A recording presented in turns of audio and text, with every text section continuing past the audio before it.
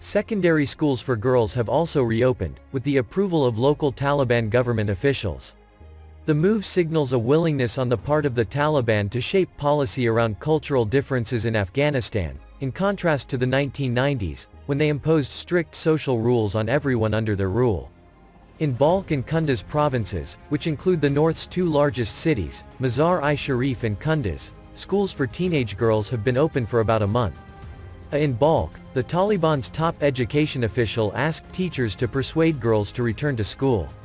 Schools for teenage girls have also reopened in Sar-e-Pul and Jajan provinces, with Taliban representatives often visiting them. Even where schools have reopened, not all girl students have returned to class.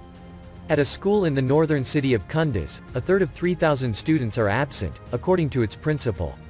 Many families have fled the city.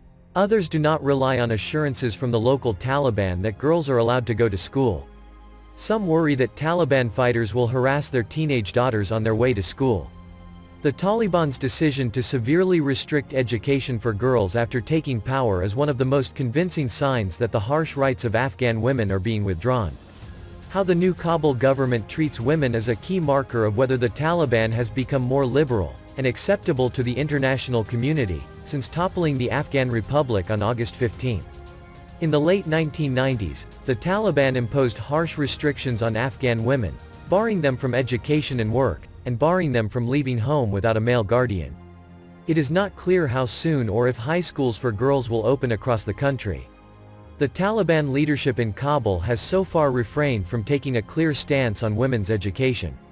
Northern Afghanistan is populated mostly by Tajik, Hazara and Uzbek communities, where attitudes toward women are more liberal than those of southern Afghanistan's rural Pashtun stronghold, the Taliban's cradle and traditional stronghold.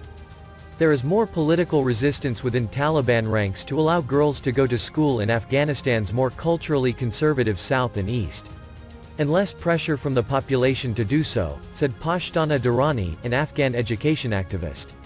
Which is originally from southern Kandahar province. The Taliban government is broken. More than 70% of the civilian budget of the previous government came from international aid, which has mostly been suspended.